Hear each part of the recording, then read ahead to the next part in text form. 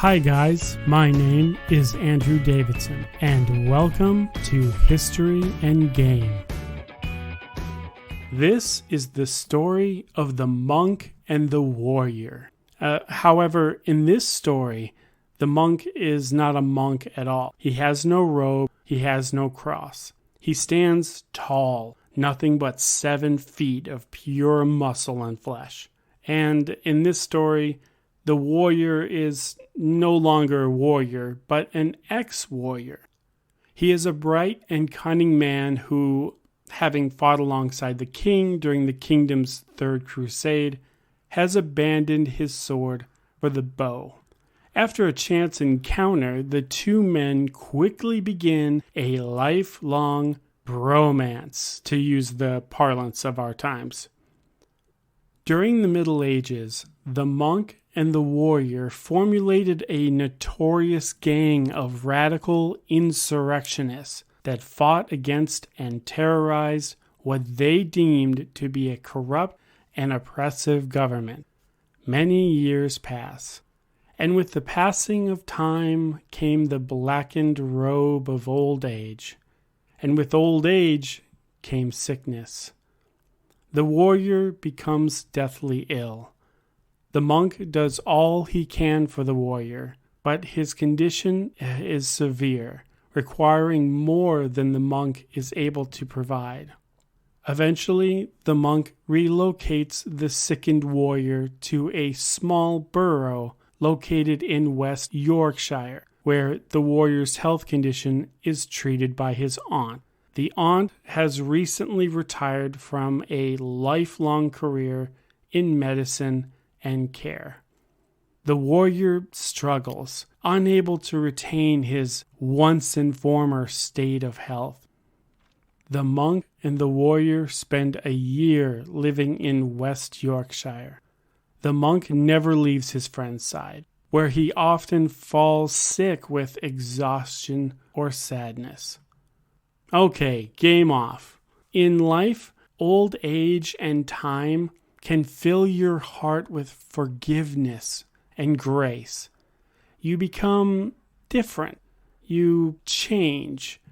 As you grow older, you learn to let go and forgive those who have wronged you. As time passes, you become far more willing to swap all of your hatred for complete and utter grace through loving not only yourself, but your enemies too. Unfortunately, the robe of old age and the wristwatch of time have not led enemies of the monk and the warrior down such a path. The wheel of the past turns. During this time, the aunt is persuaded by their enemies to murder the sickened warrior. One day, while the monk is in the kitchen preparing the evening meal, the warrior is stabbed by the aunt. After stabbing her nephew, she becomes panicked. She is sickened with her action of violence. What hurts her the most is that after spending an entire life practicing the Hippocratic Oath, which opening line states, "First and foremost, thou shalt do no harm," after all the years dedicated to increasing her patient's quality of life, instead, the warrior's aunt has sought bloodshed.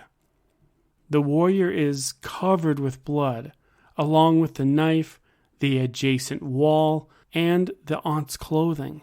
She breaks into tears and, in a fit of embarrassment, takes off with complete reckless abandonment towards the estate's back entrance.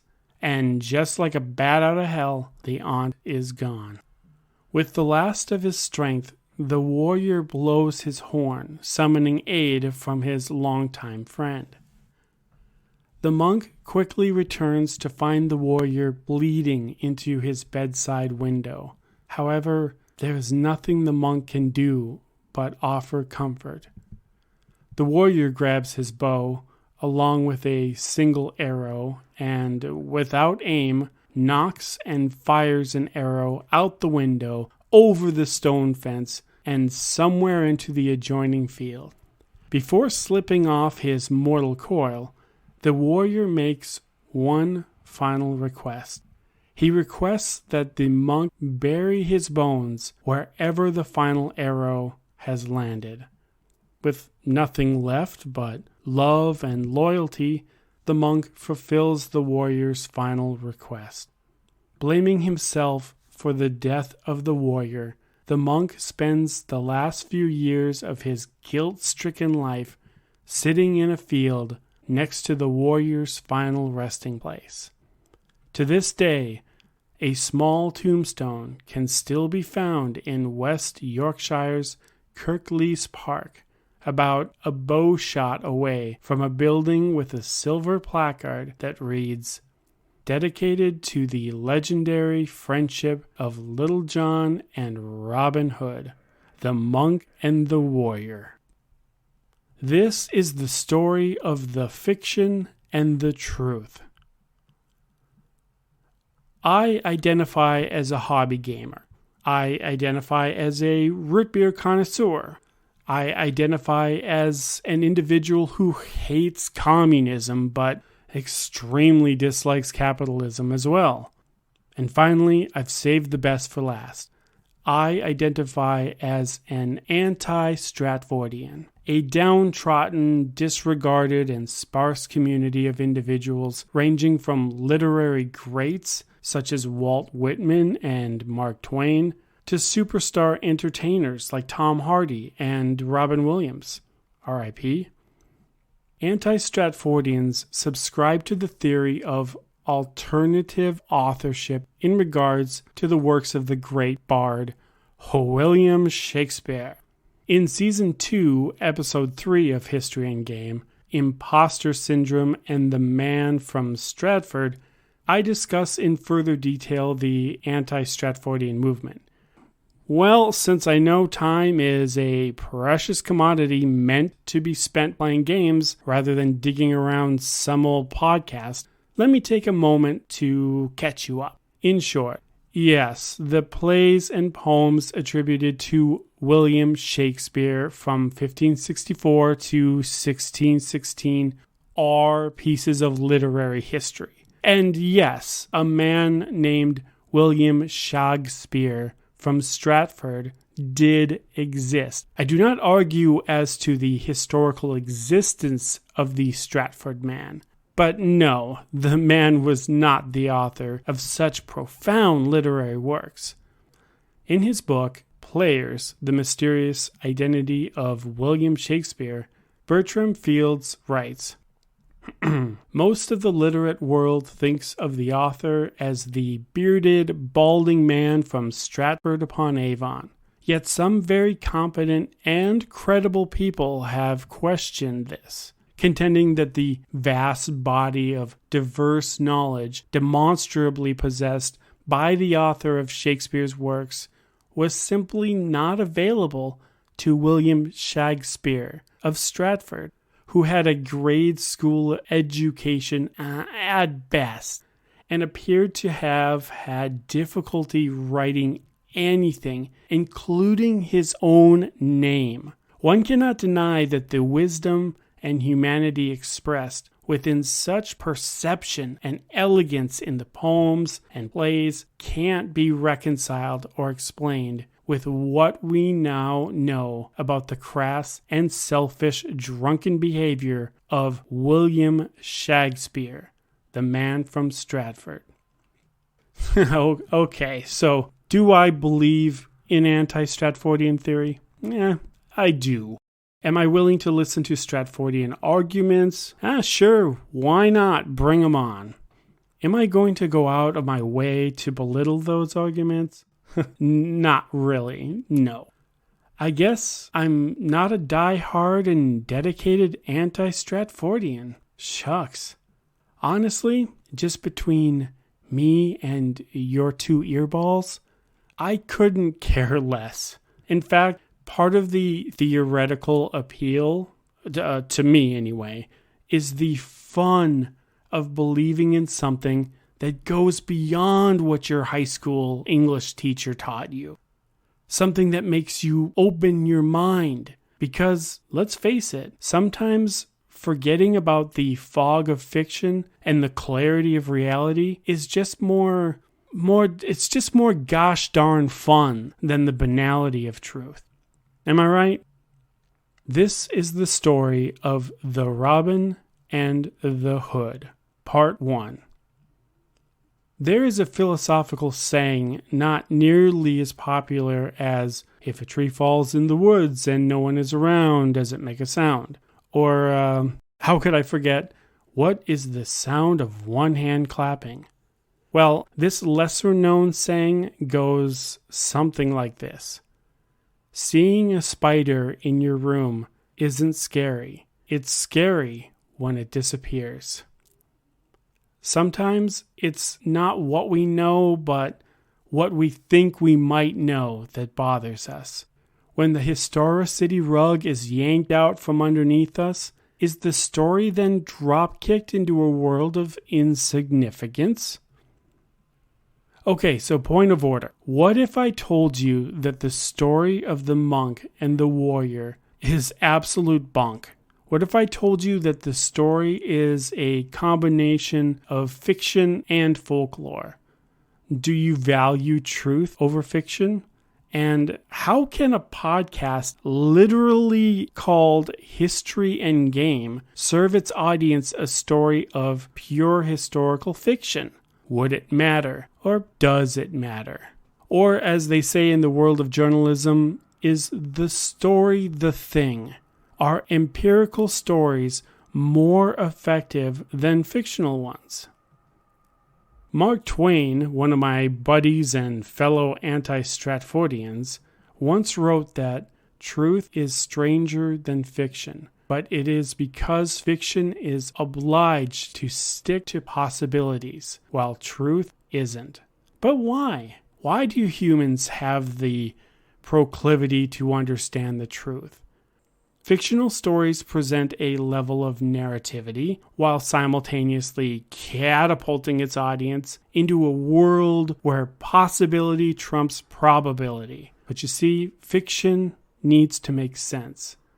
Regardless of what your college creative writer taught you, fictional stories are, more often than not, filled with more laws and logic than reality. We like stories because they summarize the universe in ways that fit our understanding. Truth doesn't follow a logical need to make sense, like fiction stories do. Don't believe me? Well, let me show you. Example number 1. In 1585, Sir Walter Raleigh established the first permanent colony in North America. The colony was given the name Roanoke. 5 years later, in 1590, a relief mission stumbled upon the Roanoke colony only to find the entire place quiet, unkempt, and completely abandoned. Somehow, in 5 years, a colony of 1,587 people disappeared like a fart in the wind, never to be seen again. The bizarre incident at Roanoke cannot be explained through rationality, logic, and empiricism. No footprints were found leading away from the colony. If they had wandered off, well, where did they end up? If they died from the plague, where were their bodies? Example number 2. The Bermuda Triangle is a southwestern part of the Atlantic Ocean. The triangle stretches in a 3-point pattern from the island of Bermuda down to the Florida Keys and over to a section of Puerto Rico. In the 1800s, interested parties began officially recording incidents within the triangle. Wow, so who knows the Bermuda Triangle's body count previous to the 1800s? Not only do we not know, but all the innovation and technology in the world is ineffective. We are doomed to never know. However, since the 1800s, 15 ships 10 aircrafts, and a single Bermuda Island lighthouse have disappeared into the Upside Down. Women, children, pilots, and captains all disappeared along with their vessel. Now, let me be perfectly clear. Disappeared, okay? Not lost, not misplaced, not recovered 2 days later. Disappeared. Savvy? To quote Doc Brown from Back to the Future, they're erased from existence. Truth is stranger than fiction. Not everything in the world can be reasoned away. Sometimes it's easier to open yourself to the ideas of a supernatural colony and that the Bermuda Triangle has a phenomenon living inside of it. And hey now, just because Robin Hood is folklore doesn't mean he's forbidden from being real inside our hearts. It doesn't mean that his heroic adventures can't motivate and inspire us. As I write this episode of History and Game, I have one central thesis in mind. How much does the human race value truth over fiction? Follow-up question, is there any good reason?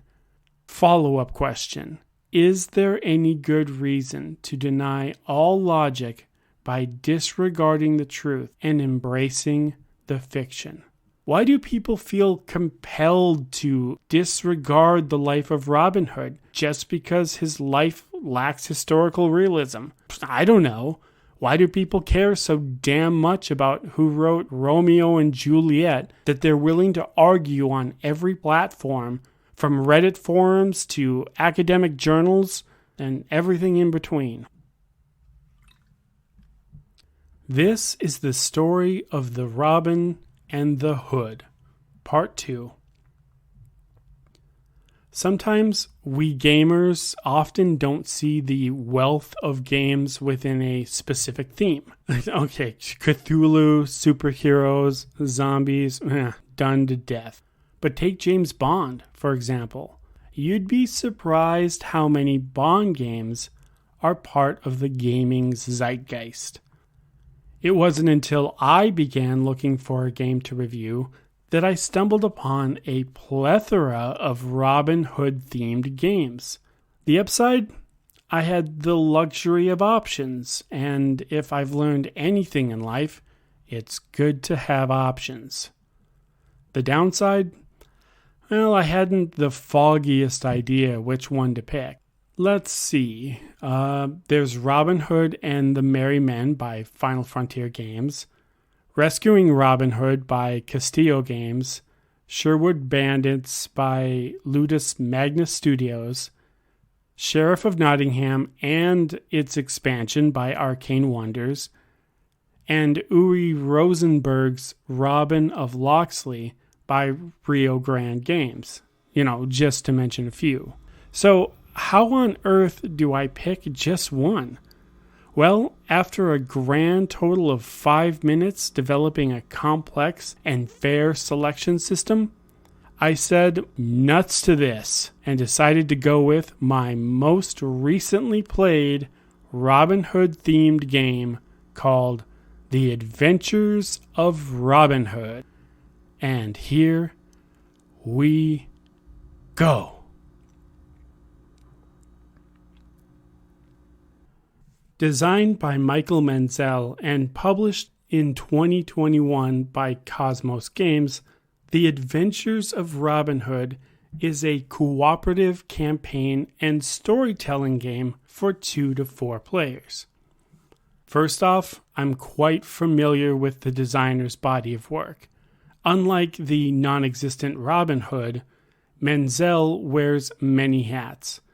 While working on the Legends of Andor quadrilogy, Menzel worked as the designer, illustrator, narrative author, chief of operations, and producer.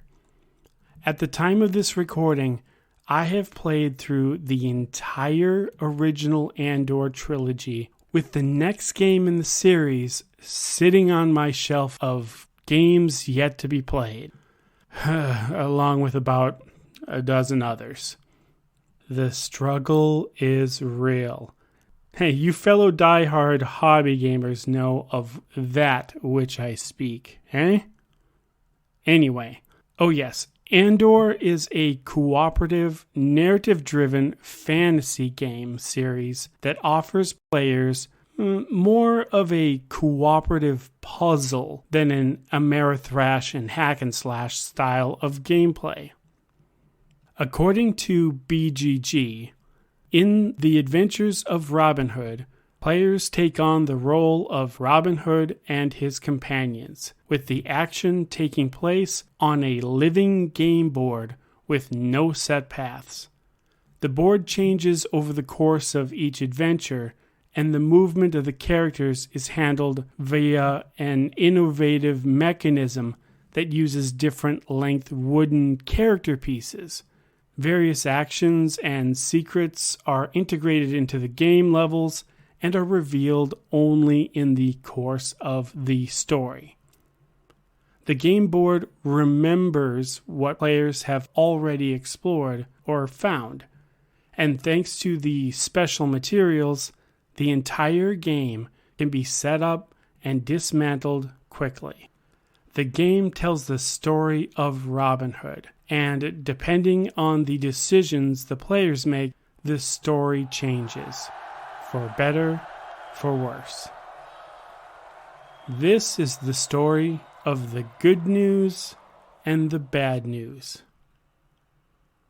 And now, ladies and gentlemen, it's time for another rendition of History in Games, Good News, Bad News.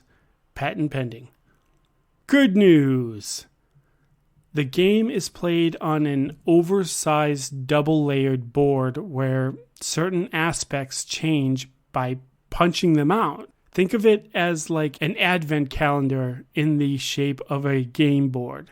This is how the board, quote-unquote, remembers what's been discovered based on either player choice or the game's episodic narrative structure. Now, I'm sure you're listening to this thinking exactly what I thought before playing The Adventures of Robin Hood. An advent calendar board game? There ain't no way in Hades that a unique element like that can function, let alone be exciting. Okay, I get it. I do.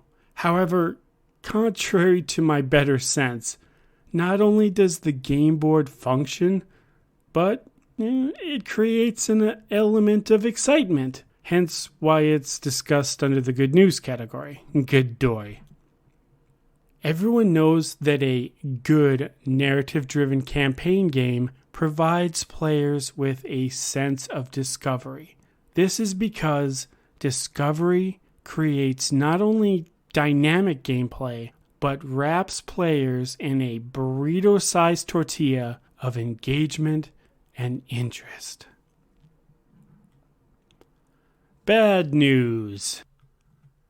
The Adventures of Robin Hood relies on a point-to-point movement system. This type of movement is wildly popular among miniature games such as Fantasy Flight Games' Star Wars Armada. And I hate it so much. Each player color comes with 3 movement pieces, a short, medium, and long. A player moves their character around the game board by lining up a movement piece and transferring their meeple from its current spot to the end of the aligned piece. While the character meeple cannot travel over trees, rocks, rivers, houses, castles, carriages, animals, or people, it can move shorter than the movement piece allows. Wow, exciting. Get out the party whistles because I am happier than a shark in a shipwreck, I tell you what. While this type of measured movement system may not bother the average Joe gamer, it's a system I've never really enjoyed. Not in other games, not in this game, not ever. And why? I mean, not only is it a thematic way of approaching character movement, but it alleviates having a grid of squares or hexes printed into the artwork. I think, for me, the whole measured movement system turns the game into a dross experience. I feel like a tailor, constantly holding up my measuring piece, figuring out where I want to move, how I can move, and how many turns it'll take me to get there. So, unfortunately, in contrast, I actually regard this movement mechanism as more of a theme killer than a theme enhancer. Good news. The measuring system of movement is finicky and I hate it. However, the game's special options of movement, they can be quite fun. Characters can jump from the forest floor to a tree bridge, from a tree bridge to another tree bridge, or jump from a tree bridge back down to the forest floor.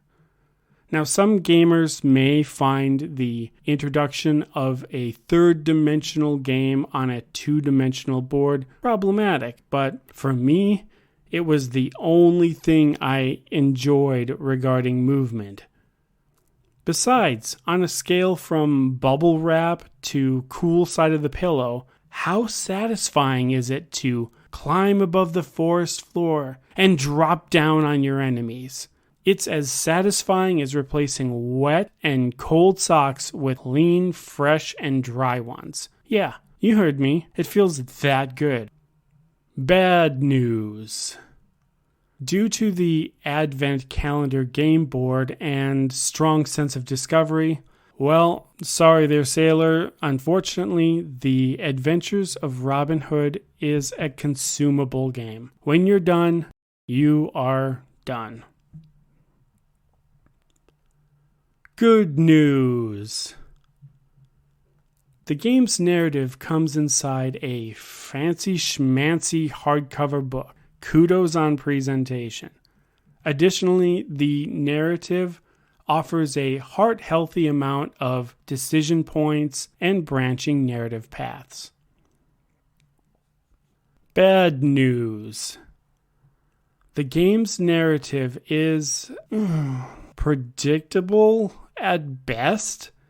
It's the story of Robin Hood, okay? Need I say any more? Anyone with a rudimentary knowledge of Robin Hood will understand what the story does and where it's going, thus reducing the narrative's element of discovery. This is the story of the onion and the game. Someone once said that board games are a lot like onions. You'll never know if they stink until you open them up. Well, I'd like to augment the phrase by adding that while some gamers find the smell of onions unpleasant, other gamers can find the smell quite gratifying. Different strokes for, different folks. Okay, so in past episodes, I always give the game either a strong recommendation or a vehement disapproval. This game is absolutely fantastic. Everyone needs to go out of their way and buy it. Or this game is purebred trash, and everyone from gamers to civilians need to avoid it at all costs. In reviewing the Adventures of Robin Hood, I give you the podcast's first ever ambiguous review. Pazalustia, de nada, je vous en prie, and you're welcome. Family-friendly games are, as you know, hard to come by. Sure, there are games like Stuffed Fables, Forbidden Waters, and Aftermath, but family campaign games are just a drop in a pond swimming with tons and tons of other games. The Adventures of Robin Hood is recommended for ages 10 and above. Each game session takes around an hour to play. The game is fairly simplistic and, akin to the Andor series, comes with a solid prologue or tutorial chapter.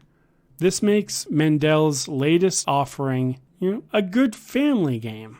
The Adventures of Robin Hood is incredibly easy to learn, easy to play, the gameplay accommodates younger players, and the game duration is short enough to squeeze in an evening session even after all the kids have completed their homework for the night. However, if you're a high-key gamer in search of the next campaign game you can really sink your teeth into, this game is probably not worth your time. It's no Awakened Realms game, let me tell you what. In the narrative-driven campaign game category, I would probably recommend more than a dozen better games. But hey, listen, at the end of the day, do you need to buy The Adventures of Robin Hood? No, probably not really. But if you enjoy the theme, like the movement system, and looking for something to bring the family to the table, well, hell's bells, this game just might be for you. Much like my stance as an anti-Stratfordian, I approach the validity of Robin Hood and his merry band of friends with the same hood up, head down, laissez-faire attitude. History in Game is a narrative podcast dedicated to bringing your historical games to life. The podcast provides historical context through a deeper understanding of the time period, people involved, and events represented within the game's framework. The second half provides an unorthodox review on a game with a historical theme. And yet, this episode, the one you're listening to right now, contains 0.0 history. None. Nada. The story of the monk and the warrior is nothing more than folklore. Never happened. Furthermore, The Adventures of Robin Hood is not even a historical game. Hell, it's not even based on anything that even remotely happened. The 1590 disappearance at Roanoke, the lost ships and aircraft in the Bermuda Triangle.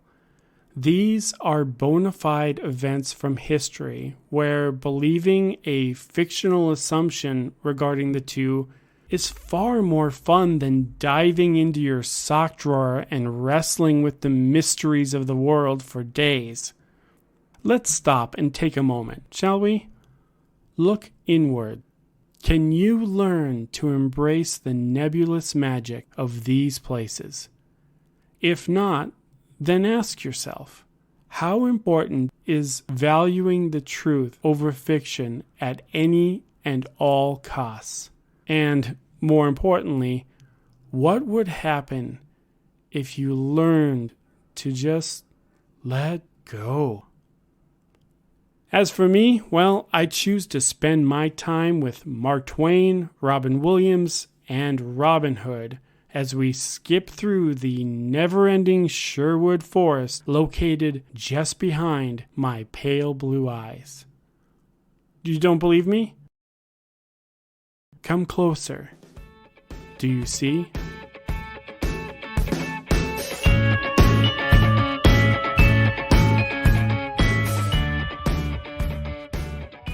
My name is Andrew Davidson. I hope I have given you something to think about.